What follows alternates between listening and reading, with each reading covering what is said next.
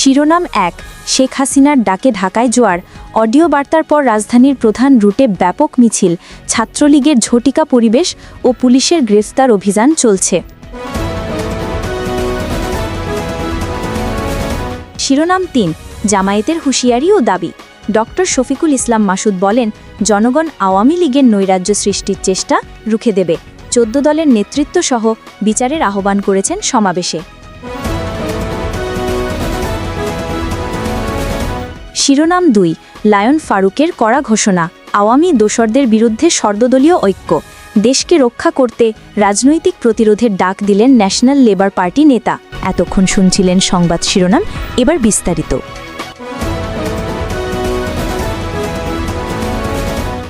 Breaking news.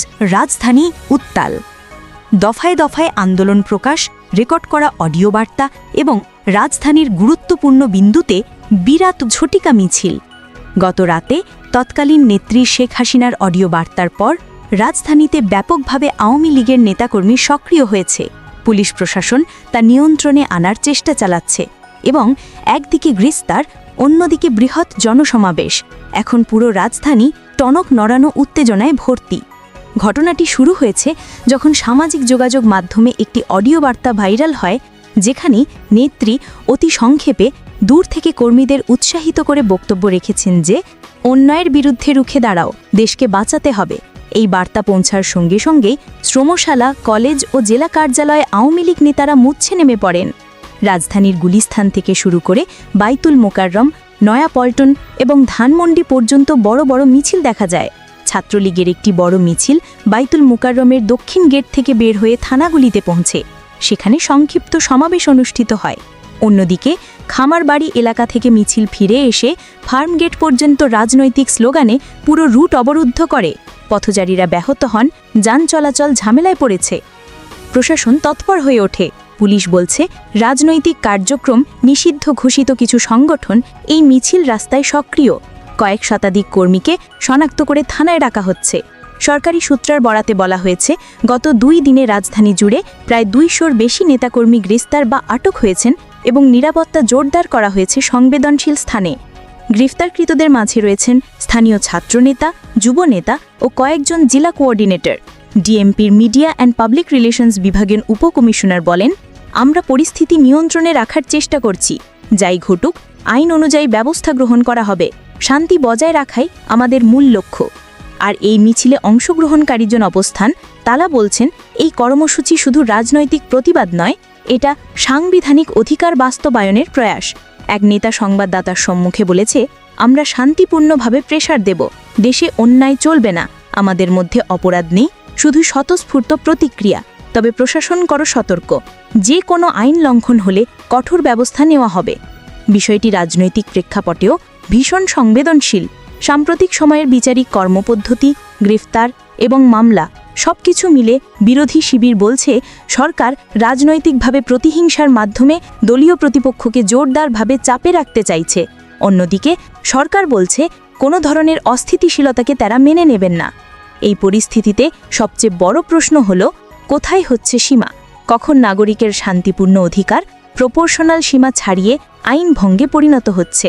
রাস্তায় সমর্থকরা বলছে, তাদের অধিকার প্রতিষ্ঠার চেষ্টা। প্রশাসন বলছে, শান্তি ও আইন শৃঙ্খলা রক্ষা জরুরি। এই দ্বিধা পেরেকের মধ্যেই দাঁড়িয়ে আছে পুরো শহর। একাধিক প্রত্যক্ষদর্শী জানিয়েছেন, মিছিলে কখনো উত্তেজনা দেখা দিলেও বেশিরভাগ অংশই ছিলেন শান্তিপূর্ণ পর্যায়ের। তবে কিছু স্থানে যানজট, দোকানপাট বন্ধ এবং জনভুক্তি দেখা গেছে। হাসপাতাল ও জরুরি সেবা প্রবাহ অক্ষুণ্ণ রাখতে স্থানীয় প্রশাসন কড়া নির্দেশ দিয়েছে। রাজনৈতিক বিশ্লেষকরা বলছেন, এই ধরনের তীব্র সমাবেশ ভবিষ্যতে নির্বাচন পরিস্থিতি ও প্রার্থী নির্বাচন প্রক্রিয়াকে সরাসরি প্রভাবিত করতে পারে। বিদেশি বিনিয়োগ, ব্যবসা ও সাধারণ নিরাপত্তা সবকিছুতেই নেতিবাচক সিগন্যাল যেতে পারে যদি উত্তেজনা জোরালোভাবে বৃদ্ধি পায়। আদালত ও আইনি কারা পদ্ধতিতেও বিষয়টি তীরন্দাজ হয়ে উঠেছে।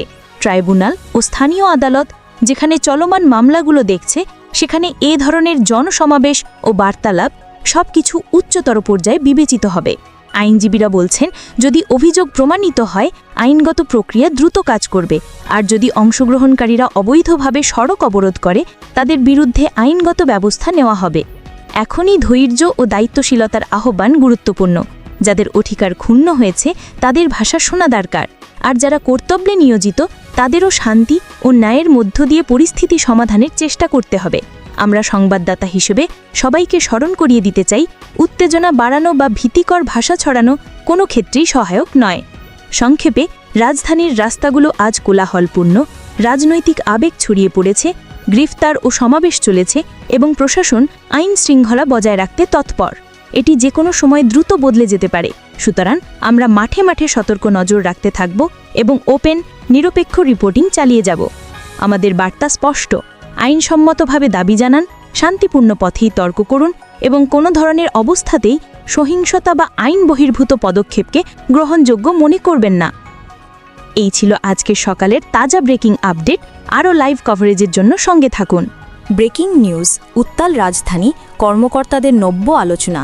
বিকেলে বাইতুল মোকাররমের উত্তর গেটে নিরাপত্তা ও রাজনৈতিক উত্তেজনার মধ্যে জোরালো মঞ্চ গড়া হয়েছে। জামায়াতে ইসলামী ও অঙ্গ সংগঠনের আয়োজন করা বিক্ষোভ সমাবেশে দৃঢ় সুরে বক্তৃতা করেছেন ড. শফিকুল ইসলাম মাসুদ। তিনি বললেন, পতিত আওয়ামী লীগ যে কোনো প্রকার নৈরাজ্য সৃষ্টির পায়তারা করছে, দেশবিদেশে দেশের ভাবমূর্তিকে ক্ষতিগ্রস্ত করার চেষ্টা করছে। জনগণ তাদের আর সুযোগ দেবে না। ড. মাসুদ দাবি করেছেন, যেসব ব্যক্তি বিদেশে থেকে দেশবিরোধী কার্যকলাপে লিপ্ত তাদের বিরুদ্ধে কড়া ব্যবস্থা নেওয়া জরুরি। সমাবেশে তিনি আরও জোর দিয়ে বলেন, আওয়ামী দলের বিচ্ছিন্ন সন্ত্রাসী উপদলের মাধ্যমে দেশের শান্তি নষ্ট করার অপচেষ্টা দেখা যাচ্ছে। প্রশাসন যদি আত্মতুষ্টি করে কার্যকর ব্যবস্থা না নেয় তাহলে জনগণ চুপ করে থাকবে না। তবে তার বক্তব্যে তিনি আইনের উপর জোর দিয়েছেন, বেসামরিক প্রতিক্রিয়া নয়, আইনি প্রক্রিয়া চালু রাখার কথাও উল্লেখ করেছেন। ড. মাসুদের বক্তব্য ছিল তীব্র। আওয়ামী দলের শুধু কার্যক্রমই নয়, তাদের দোসরদেরও নিষিদ্ধ করা দরকার। একথাকে তিনি সময়ের দাবি হিসেবে উত্থাপন করেছেন। পাশাপাশি তিনি সরকারের প্রতি আহ্বান জানিয়েছেন, জুলাই সনদ বাস্তবায়ন করে পিআর পদ্ধতিতে নির্বাচন নিশ্চিত করা হোক এবং গণহত্যার বিচার দ্রুত সম্পন্ন করা হোক। তিনি সমাপ্ত নির্বাচনী প্রেক্ষাপটেও সতর্ক করেছেন, উল্লেখিত ঘটনায় নিউ ইয়র্ক বিমানবন্দরে সংঘটিত অপমানজনক কর্মকাণ্ড ও নেতাদের উপর লাঞ্ছনার ঘটনার তদন্ত প্রয়োজন। এখানে মিশনও দায় এড়াতে পারবে না। ড. মাসুদ অভিযোগ করেন, বহির্বিশ্ব আওয়ামী দোসরেরা সক্রিয় হয়ে দেশের কূটনৈতিক ও প্রতিনিধিদের ভাবমূর্তি ক্ষুণ্ণ করার চেষ্টা করছে। সমাবেশে উপস্থিত জামায়াত নেতারা অ্যাডভোকেট ড. হেলাল উদ্দিন ও অন্যান্যরা জোর দিয়ে বলছেন, যদি আওয়ামী দোসরদের বিচার করা না হয় তাহলে শান্তি শৃঙ্খলা রক্ষায় বড় সমস্যা তৈরি হবে। তারা জাতীয় পার্টিসহ 14 দলীয় জোটকে নিষিদ্ধ করার দাবি উত্থাপন করেছেন এবং বলছেন, 14 দলের নেতাও গণহত্যায় সমকক্ষভাবে দায়ী।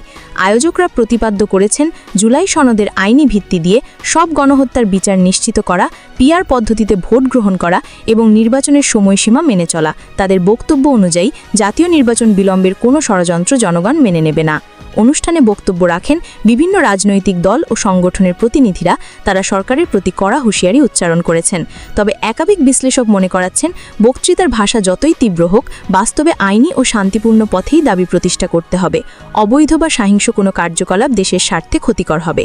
সংক্ষেপে বললে, আজকের সমাবেশে জামায়াত ও সংশ্লিষ্টদের কড়া ভাষ্যমূলক দাবি জমা পড়েছে। আওয়ামী লীগের দোসরদের বিচারের আওতায় আনতে হবে, 14 দলীয় জোটকে রোধ করতে হবে এবং পিআর ভিত্তিক নির্বাচন নিশ্চিত করতে হবে। ভোটাররা কি এই আহ্বানকে সমর্থন দেবে? এটাই আগামী সময়ে রাজনৈতিক টানাপোড়েনের এক বড় কণ্ঠস্বর হবে। আমরা আপনাদের কাছে রইলুম নিরপেক্ষ, দ্রুত ও দায়িত্বশীল কভারেজ।